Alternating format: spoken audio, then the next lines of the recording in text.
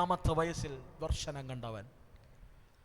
സകലതും അവൻ്റെ ജീവിതത്തിനകത്ത് പ്രതികൂലമായി മാറി.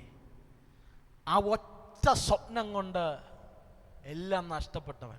ഞാനിങ്ങനെ പറയാം, ദൈവിക വാക്തത്വം നിന്റെ മേലുണ്ടെങ്കിൽ ആ വാക്തത്വം മുഖാന്തരം ചിലതൊക്കെ നഷ്ടപ്പെടും. ദൈവിക പദ്ധതി നിന്റെ മേലുണ്ടെങ്കിൽ വാക്തത്വം മുഖാന്തരം ചില ബന്ധങ്ങൾ നിനക്ക് നഷ്ടപ്പെടും, ചില കൂട്ടുകെട്ടുകൾ നിനക്ക് നഷ്ടപ്പെടും, ചില വേദനകൾ നിന്റെ ജീവിതത്തിനകത്ത് ആഞ്ഞടിക്കും. ചിലപ്പോൾ താങ്ങാൻ കഴിഞ്ഞെന്ന് വന്നേക്കത്തില്ല, എങ്കിലും ധൈര്യത്തോടെ പിടിച്ചു നിൽക്കണം. അത് വാക്തത്വത്തിലേക്ക് ദൈവം കൊണ്ടുപോവുകയാണ്. ഇന്ന് നിനക്ക് വേദനയാണെങ്കിൽ നാളെ അത് അനുഗ്രഹമായി മാറ്റുന്ന ഒരു ദൈവത്തിൻ്റെ സീസണുകൾ ദൈവം നിനക്ക് വേണ്ടി ഒരുക്കും. പ്രിയരെ, ഇന്നുള്ള താഴ്ചകളല്ല നീ നോക്കേണ്ടത്, നാളെ ദൈവം നിനക്ക് വേണ്ടി ഒരുക്കി വച്ചിരിക്കുന്ന ദൈവിക വാക്തത്വത്തിൻ്റെ വലിപ്പമാണ്. അമ്മ, സഹോദരന്മാർ പൊട്ടക്കിണറിനകത്തിട്ടിട്ട് ചോദിക്കുന്നൊരു ചോദ്യമുണ്ട്, നിന്റെ സ്വപ്നം ഇനി എങ്ങനെ നിറവേറും? നിന്റെ സ്വപ്നം ഇനി നിനക്ക് യാഥാർത്ഥ്യമാകുന്നത് എനിക്കൊന്ന് കാണണമല്ലോ. നിന്ന് പ്രസംഗിക്കേണ്ട സന്ദർഭമാണ്. കാരാഗ്രഹത്തിനകത്തുനിന്ന് 17 വയസ്സിൽ പൊട്ടക്കിണറിൽ നിന്ന് നീണ്ട ഒരു 13 വർഷത്തെ യാത്ര. ഏകദേശം 30 വയസ്സായപ്പോൾ അവൻ്റെ പാർപ്പ് എവിടെയെന്നറിയാമോ?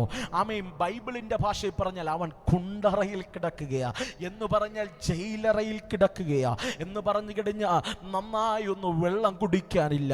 കൈകാലുകളെല്ലാം ബന്ധിക്കപ്പെട്ടവനാ.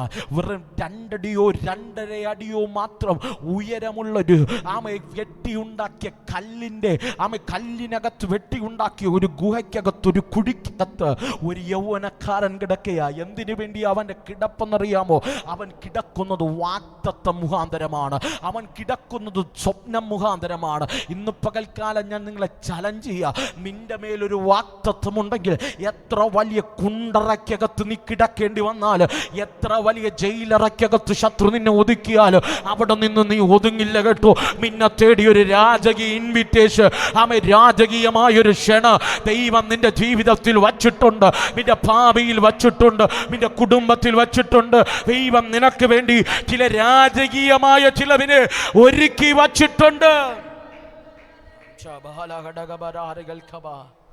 അമ്മേ, ഇന്ന് പകലാക്കാരം ഉയർത്തിപ്പറ, എൻ്റെ ദൈവം എനിക്ക് വേണ്ടി രാജകീയമായ ചിലത് വച്ചിട്ടുണ്ട്. രാജകീയമായ ചിലത് എനിക്ക് വേണ്ടി വെച്ചിട്ടുണ്ട്. ഇന്ന് പകൽ സ്വപ്ന മുഖാന്തരമായി കാണ്. ദർശന മുഖാന്തരമാണ്, വാക്തത്വം മുഖാന്തരമാണ്. നീ ഇന്ന് കുണ്ടറയിൽ കിടക്കുന്നതെങ്കിൽ, നീ ഇന്ന് പൊട്ടക്കിണറിൽ കിടക്കുന്നെങ്കിൽ, നീ ഇന്ന് അടിമച്ചന്തയിൽ കിടക്കുന്നെങ്കിൽ, നീ ഇന്ന് പകൽക്കാലം പോത്തിഫറിന്റെ ഭവനത്തിൽ നിന്ദിതനായി മാറുന്നെങ്കിൽ, ഡോണ്ട് വറി. ഒരു ദൈവീകമായൊരു ഇൻവിറ്റേഷൻ, ഒരു രാജകീയമായൊരു ക്ഷണം ദൈവം നിനക്ക് വേണ്ടി ഒരുക്കി വച്ചിട്ടുണ്ട്. എന്നെ ഒത്തിരി ചിന്തിപ്പിച്ചൊരു പദമുണ്ട് പ്രിയരെ. യോസേപ്പ് എന്തു മുഖാന്തരമാണ് ജയിലറയിൽ പോയത്? സ്വപ്നം മുഖാന്തരമാണ് ജയിലറയിൽ പോയത്. എൻ്റെ ദൈവം അവനെ ആദരിക്കുന്നതും സ്വപ്നം മുഖാന്തരമാണ്. ഏതിൻ്റെ കാരണത്താലാണ് നിന്നെ ശത്രു തകർക്കാൻ പദ്ധതിയിട്ടത്, അതേ നാണയത്തിൽ എൻ്റെ ദൈവം നിന്നെ മാനിക്കും, എൻ്റെ ദൈവം നിന്നെ ആദരിക്കുക. സ്വപ്നം കൊണ്ടാണ് നിനക്ക് പൊട്ടക്കിണർ വെളിപ്പെട്ടതെങ്കിൽ, അതേ സ്വപ്നം കൊണ്ട് രാജകീയമായ കസേര നിനക്ക് വേണ്ടി, രാജകീയമായ കൊട്ടാരം നിനക്ക് വേണ്ടി എൻ്റെ ദൈവം തുറമിടുമെന്ന് ആത്മാവിൽ ഞാനൊരു ദൂത് കൈമാറാം. പ്രിയരെ, വചനം പറയുന്നു, സ്വപ്നം മുഖാന്തരം പൊട്ടക്കിണറിൽ വീണവൻ അതേ സ്വപ്ന മുഖാന്തരം രാജകീയ കൊട്ടാരത്തിലെത്തി. പ്രിയരെ, യോസേപ്പ് ഏകദേശം വർഷങ്ങൾ ആ ജയിലറയ്ക്കകത്ത് കിടക്കുകയാണ്. ജയിലറ എന്നൊക്കെ പറഞ്ഞു കഴിഞ്ഞാൽ നിങ്ങൾക്കറിയാലോ, നന്നായൊരു ആഹാരം കഴിക്കാനില്ല, നന്നായൊരു വസ്ത്രം ധരിക്കാനില്ല. യോസേപ്പിൻ്റെ സന്ദർഭം അതൊന്ന് എടുത്തു വായിക്കേണ്ടതുണ്ട്. യെസ്. ഉടനെ ഫറവോൻ ആളയച്ച് യോസേപ്പിനെ വിളിച്ചു. ഹലോ, അവനെ വേഗത്തിൽ കുണ്ടറയിൽ നിന്ന് ഇറക്കി. അവൻ ക്ഷൗരം ചെയ്യിപ്പിച്ചു. വസ്ത്രം മാറി. പ്രിയരെ, അതാണ് ഒരു റോയൽ ഇൻവിറ്റേഷൻ. യോസേഫിന്റെ ജീവിതത്തിനകത്ത് അവൻ കേട്ട വാഗ്ദത്ത നിവർത്തിയുടെ സൈറൻ മുഴങ്ങുകയാണ്. ചുമ്മാ മുഴങ്ങുകയല്ല, രാജാവിൻ്റെ ഉറക്കം നഷ്ടപ്പെടുന്ന ഒരു സ്വപ്നമല്ല. ഹലോ, യോസേഫ് കണ്ടത് എത്ര സ്വപ്നമാണ്? 2 സ്വപ്നമാണ്. അതുപോലെ 2 സ്വപ്നങ്ങൾ ഫറവോൻ കാണുകയാണ്. അതിനർത്ഥം കാണാൻ കഴിയാതെ നിൽക്കുമ്പോൾ ഫറവോൻ്റെ പാനപാത്രവാഹകർ എബ്രായനെ കുറിച്ചൊരു വാർത്ത ഫറവോന് കൊടുത്തു. ഫറവോൻ എന്ത് ചെയ്തു? ആളയച്ചു. അവൻ ഇരുന്ന ഇടത്ത് അവൻ തേടിപ്പോവുകയല്ല, അവനെ തേടി ആളെത്തി. ആത്മാവിലൊരു ദൂത് കൈമാറാം. നീ ഇരിക്കുന്ന കുണ്ടറയ്ക്കകത്ത്, നീ ഇരിക്കുന്ന നിന്റെ ജീവിതത്തിന്റെ ജയിലറയ്ക്കകത്ത്, നീ ഇരിക്കുന്ന തകർച്ചക്കകത്ത് വാഗ്ദത്തം നിവർത്തിക്കാൻ ദൈവം നിന്നെ ചില ആളുകളെ എൻ്റെ ദൈവം എഴുന്നേൽപ്പിച്ച് നിന്റെ അടുക്കൽ അയക്കാൻ പോകുകയാണ്. നിന്റെ അടുത്തേക്ക് ചില വാർത്തയുമാ, ചില അപ്പോയിന്റ്മെന്റ് ലെറ്ററുമാ, ചില ദൈവിക മുഖാന്തരമാ അയക്കാൻ വകയാ. ജയിലറയിലാണ് യോസേഫ് കിടക്കുന്നത്. ആ ജയിലറ തുറന്ന്, ഹലോ, ആരെല്ലാം ബന്ധിച്ചാലും എത്ര വലിയ താഴിട്ട് പൂട്ടിയാലും തുറക്കേണ്ട സമയം വരും കേട്ടോ. അധികകാലം നിന്നെ ബന്ധിക്കാൻ കഴിയില്ല. അധികകാലം നിന്റെ ബൗണ്ടറി ഇടാൻ പറ്റില്ല. അധികകാലം നിന്റെ ശുശ്രൂഷ ഒതുക്കാൻ കഴിയില്ല. അധികകാലം നിന്റെ തലമുറയുടെ ഭാവിയെ തടയാൻ പറ്റില്ല. അധികകാലം പിടിച്ചു നിർത്താൻ കഴിയില്ല. കെട്ടിയതെല്ലാം അടിയും. കെട്ടിയ കെട്ടുകളെല്ലാം അടിയും. ചങ്ങലകളെല്ലാം വീഴും. യോസേഫേ, നിന്റെ കയ്യിലുള്ളതെല്ലാം അടിഞ്ഞു വീഴും. നിന്റെ മുൻപിൽ അടച്ച ജയിലറയുടെ വാതിലുകളെല്ലാം നീ പോലും അറിയാതെ ചിലർ നിനക്ക് വേണ്ടി തുറന്നു വരും. ഇതുവരെ യോസേഫ് കാരാഗ്രഹത്തിനകത്ത, പുറത്തു വരാൻ സാധ്യതയില്ല.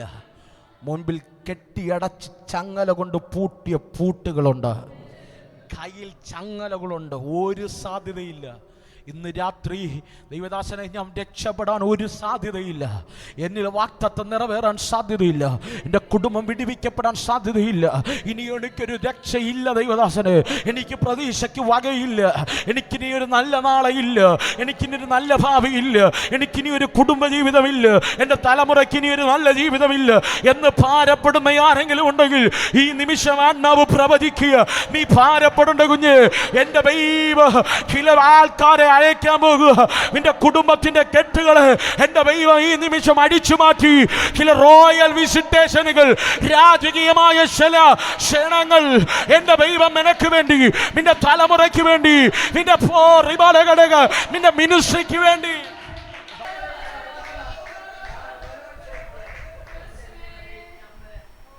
ഒരു കൂടാരത്തിനകത്തൊരപ്പൻ കീറിയ ഒരു അങ്കിയും പിടിച്ച് ദിവസവും ഭാരത്തോടെ കരയുക. എൻ്റെ വാഗ്ദത്തം മരിച്ചല്ലോ, എൻ്റെ വാഗ്ദത്തം തീർന്നല്ലോ, എൻ്റെ കുഞ്ഞിനെ നീ തിരിച്ചെടുത്തല്ലോ, അവനല്ലേ വാഗ്ദത്തമുള്ളവൻ. ആ അപ്പൻ്റെ വാഗ്ദത്തം ഏതോ 4 ചുവരിനകത്ത് ഏതോ ചങ്ങല കൊണ്ട് ബന്ധിക്കപ്പെട്ടവനായി തലമുടികൾ താടി രോമങ്ങളും വളർന്ന് ഒരു വിരൂപനായി, കൈകാലുകൾ ബന്ധിക്കപ്പെട്ടവനായി, മുൻപിൽ വാതിലുകൾ അടയപ്പെട്ടവനായി, ഒരു സൂര്യന്റെ കിരണങ്ങൾ പോലും എന്ന് പറഞ്ഞ ഒരു പ്രതീക്ഷയുടെ കിരണങ്ങൾ പോലും കാണാൻ കഴിയാതെ ഏതൊക്കെ ജയിലറയ്ക്കകത്തൊതുങ്ങിക്കിടക്കുമ്പോ അവനെ തേടി ഒരു രാജകീയമായ ക്ഷണം വെളിപ്പെടുകയാണ്. ഒരു റോയൽ വിസിറ്റേഷൻ ഈസ് ഹാപ്പനിങ്.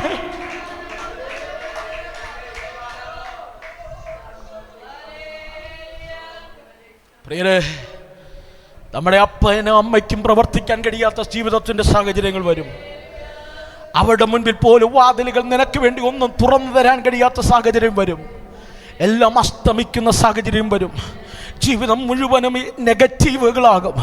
സ്വപ്നം കാണാനോ പ്രതീക്ഷിക്കാനോ വാഗ്ദത്ത നിവർത്തിക്ക് ഒരു സാധ്യതകളില്ലാത്ത രാത്രികൾ നിന്നിൽ വെളിപ്പെടും. അപ്പോഴും ഇന്ന് പകൽക്കാലം ഒരു ദൂത് ഹൃദയത്തിനകത്ത് എഴുതിയിട്ടോണം. അപ്പോഴും എന്നെ തേടി ഒരു റോയൽ വിസിറ്റേഷൻ വരും. ദൈവം അയക്കുന്ന ചില വ്യക്തികൾ വരും. എൻ്റെ മുൻപിലുള്ള കുണ്ടറയുടെ വാതിലുകളെ, ജയിലറയുടെ വാതിലുകളെ പൊളിച്ച് എനിക്ക് വേണ്ടി ദൈവമാക്കി വച്ചിരിക്കുന്ന ഇടത്ത് എന്നെ കൊണ്ടിരുത്ത.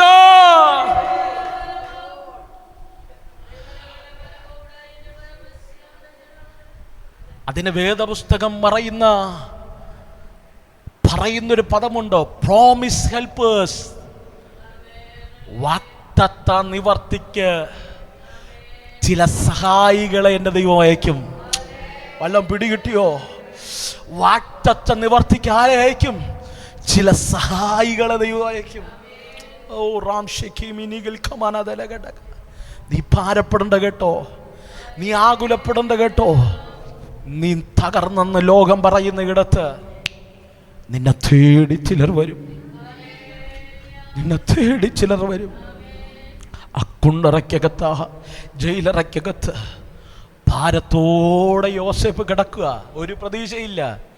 ഇന്നലെ വരെ തോളത്ത് കൈയിട്ട് ആമ ഭക്ഷണം കഴിക്കാൻ പോയ ആമ പാനപാത്രവാകകരും അപ്പക്കാരനെയൊക്കെ കൊണ്ടുപോയി. അപ്പക്കാരൻ തകർന്നു, പാനപാത്രവാകൻ തിരിച്ച് ജോലിക്ക് കയറി എന്ന് പറഞ്ഞു കഴിഞ്ഞാൽ ഒരു നല്ല വാക്ക് പറഞ്ഞ് ആശ്വസിപ്പിക്കാൻ പോലും ആരുമില്ലാത്ത ഒറ്റപ്പെടലിനകത്ത് ഭക്തൻ കിടക്കുക. അപ്പോൾ എൻ്റെ ദൈവത്തിൻ്റെ പ്രവൃത്തി വെളിപ്പെട്ടു. ഞാനിങ്ങനൊരു ദൂത് പറയാം. എല്ലാം അവസാനിച്ചെന്ന് തോന്നുമ്പോൾ ദൈവം ചിലത് ആരംഭിക്കും. എല്ലാം അവസാനിച്ചെന്ന് തോന്നുമ്പോൾ ദൈവം ചിലത് ആരംഭിക്കും. നിന്റെ പ്രതീക്ഷയുടെ കിരണങ്ങളെല്ലാം അസ്തമിക്കുമ്പോൾ, ഇനി ഒരു പ്രതീക്ഷയ്ക്കും വകയില്ലാതിരിക്കുമ്പോൾ എൻ്റെ ദൈവം നിനക്ക് വേണ്ടി ചിലത് ആരംഭിക്കും. ആ ആരംഭം ദൈവിക വാഗ്ദത്ത നിവർത്തികളായി മാറും. ആ ആരംഭം ചില വലിയ വാഗ്ദത്ത നിവർത്തികളിലേക്ക്, നിന്റെ പിതാക്കന്മാരുടെ ചരിത്രത്തെ പോലും തിരിക്കത്തക്ക നിലവാരത്തിൽ ദൈവിക പ്രോമിസിലേക്ക് എൻ്റെ ദൈവം നിന്നെ നടത്തിക്കൊണ്ടുപോകും. കൊതിയുണ്ടോ? 2026 കേട്ട വാഗ്ദത്തങ്ങൾ, കേട്ട നന്മകൾ, കേട്ട ചില വാഗ്ദത്ത നിവർത്തികൾ നിന്റെ വീട്ടിനകത്ത് വെളിപ്പെടത്തക്ക നിലവാരത്തിൽ എന്തെയും എൻ്റെ ദൈവം ചിലരെ കൊണ്ടുവരും. ഞാനിങ്ങനെ പറയാൻ കേട്ടോ, രാജകീയമായ ഇൻവിറ്റേഷൻ വെളിപ്പെട്ടാൽ നിന്റെ ഇന്നലത്തെ സ്റ്റാറ്റസ് മാറും. ഞാൻ രാവിലെ ചർച്ചിൽ പറഞ്ഞതാണ്, ദാവീദിനെ അപ്പൻ വിളിച്ചത് ഇടയനെന്നാണ്, ഇടയച്ചെറുക്കനെന്നാണ്. ദേശം വിളിച്ചത് ഇടയച്ചെറുക്കനെന്നാണ്. ഗോലിയാത്ത് വിളിച്ചത് ബാലനെന്നാണ്. പക്ഷെ അവൻ്റെ സ്റ്റാറ്റസ് ദൈവം മാറ്റിയപ്പോൾ 112-ാം സങ്കീർത്തനം ഇങ്ങനെ പറയുന്നു, അവൻ്റെ കൊമ്പ് ബഹുമാനത്തോടെ ഉയർന്നിരിക്കും. ബഹുമാനം തേടിപ്പോകണ്ട. ബഹുമാനം ഈ ലോകത്തിലെ ബഹുമാനം ആർക്കും പണം കൊടുത്ത് നേടാൻ കഴിയില്ല. ദൈവം നിന്റെ സ്റ്റാറ്റസ് മാറിയാൽ ഇന്നലെ പരിഹസിച്ചവർ നിന്നെ ബഹുമാനിക്കത്തക്ക നിലവാരത്തിൽ, നിന്നെ ആദരിക്കത്തക്ക നിലവാരത്തിൽ, നിന്റെ പേര് വെട്ടിക്കുറച്ച ഭവനത്തിനകത്ത്, നിന്റെ പേര് തള്ളിക്കളഞ്ഞ കുടുംബത്തിനകത്ത്, നീ ആ കുടുംബത്തിൽ പെട്ടതല്ലെന്ന് ദേശക്കാരുടെ മുൻപിൽ തുറന്നു പറഞ്ഞ ചില വ്യക്തികൾ, അവഗണിച്ചവരും മാറ്റി നിർത്തിയവരും തള്ളിക്കളഞ്ഞവരും നിന്നെ മാറ്റി നിർത്താൻ കഴിയാത്ത രീതിയിൽ നിന്റെ കൊമ്പിനെ എൻ്റെ ദൈവം ബഹുമാനത്തോടെ ഉയർത്തു തരുത്തു. ഇന്ന് പകൽ വിശ്വാസമുണ്ടോ? ഇന്ന് പകൽക്കാല് നിന്റെ ജീവിതത്തിൻ്റെ വഴിത്താരകൾക്കകത്ത് വലിയ ദൈവിക വിസിറ്റേഷനുകൾ വെളിപ്പെടുമ്പോ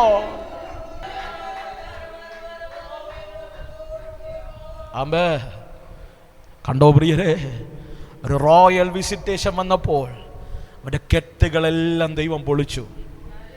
ഇതൊക്കെ സെക്കൻഡുകൾ കൊണ്ടാ നടക്കുന്നേ, മണിക്കൂറുകളല്ല, സെക്കൻഡുകൾ കൊണ്ട് നടക്കുക. അവന്റെ വസ്ത്രം, ജയിലറയ്ക്കകത്ത് ജയിൽ പുള്ളിയിടുന്ന വസ്ത്രം മാറ്റി രാജകീയ വസ്ത്രം അണിയിച്ചു. യോഗ്യതയില്ല, അർഹതയില്ല. കാണാൻ കണ്ടു നിൽക്കാൻ പോലും യോഗ്യതയില്ല.